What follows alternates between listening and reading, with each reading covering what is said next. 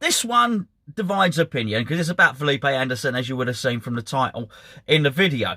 He's not the first player to divide opinion, of course, and it always does seem to be the more creative types that do seem to have some people thinking one way and some people thinking another. This happened throughout the history of West Ham, and probably not just West Ham, every football club, I'm sure. Very recently, Mauro Zarate, if you remember him. I really liked him, but I was very aware that he wasn't universally liked by everybody. I think in that instance, because we had Big Sam as manager, we were so desperate for any flair, so devoid of any creativity.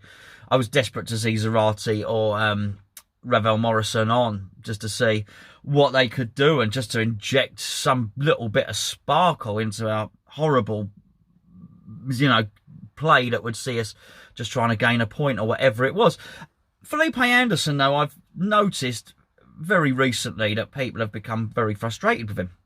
A lot of the times when we'll do a build-up to a video, he's not even in some people's team sometimes. And people were happy to see him substituted in the game against Man U. Not everybody, of course, but there were a lot. And as I say, it sort of does divide opinion. And it's funny, whichever side of the fence you fall on this one. I am very much in the pro Felipe Anderson camp, and I'll tell you why. Number one, I think he tries stuff. And that's never easy. You'll always see the defenders have the best pass completion rate. Now, I know against Man U, he did muck up a lot of passes, particularly at the start. But he tried a lot, and they didn't come off. And when things don't come off for those type of players, they can look languid. But I don't think Felipe Anderson is that languid player. Because on several occasions, he was actually tracking back and winning tackles back. And there was one particular point in the second half where Man United were breaking down our left-hand side where Cresswell was playing and Man United's right, and he sprinted back and won the challenge. The reason he sprinted back and won the challenge, he was the only person quick enough to do it. Which is what I struggle with when I see people not putting him in their teams. Because when you put a team out, if you were to put a team out, for instance, with Yarmolenko on the right, and there's a lot of people suggest to play Fornals on the left, we are not going to be able to get in behind an opposition defence. Sebastian Haller is not that guy. Sebastian Haller has not got the sprinting power, so he is going to come short, as we've seen him do, and try and play the ball wide. But even if you play Snodgrass there or anybody else, they're not going to be able to do it. Our pace comes from Antonio, who's injured, and of course Felipe Anderson. And if you don't play him, then you're not going to stretch defences. Also, when Anderson plays, if you watch a lot of the time, you'll see opposition defenders start running backwards. They'll just try and jockey him into a position. Well, of course, while the defenders are running backwards, it's creating space. It's creating space for other people to run into. It's stretching the game, and it's pushing us more into their territory. I also think he's maybe a little bit harshly judged. I think we would all like a little bit more end product from him. But if you look in that game, if you watch that game against Man U, and I would agree that not a lot of what he tried had come off up to that point. When we scored the goal from Yarmolenko, you look at where Noble is. Anderson is demanding the ball. Anderson is absolutely demanding the ball. And he's got the idea, he's saying, play it here, and he's already got in his mind that he's going to flick it over. That pass in itself is a stroke of genius. So he did have a massive impact on that game.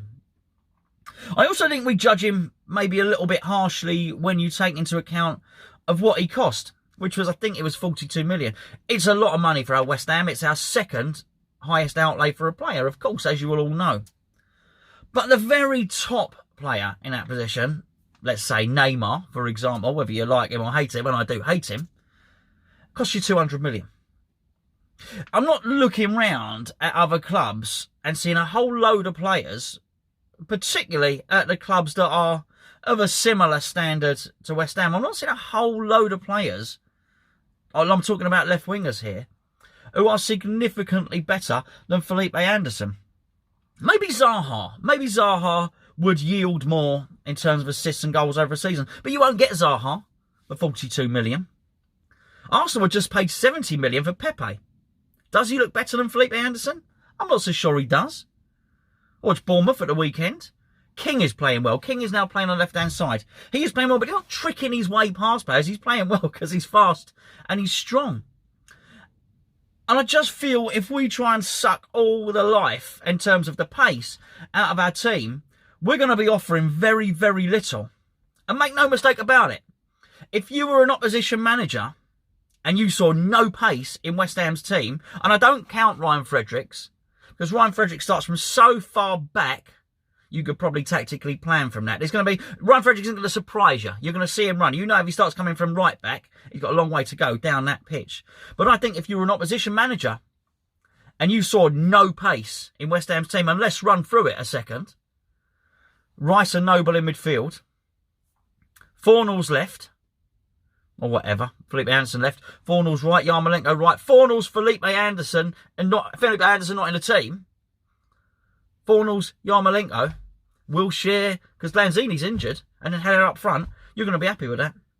Because that team has got to play its way through you. You're going to set up 2 banks of 4, or whatever your defensive formation is, and you know that you can probably attack and be able to get back in time, because we're not going to spring the counter-attack. I know people are going to disagree, because I know there's a number of people who don't like Felipe Anderson, or not to say don't like him, they get frustrated by him.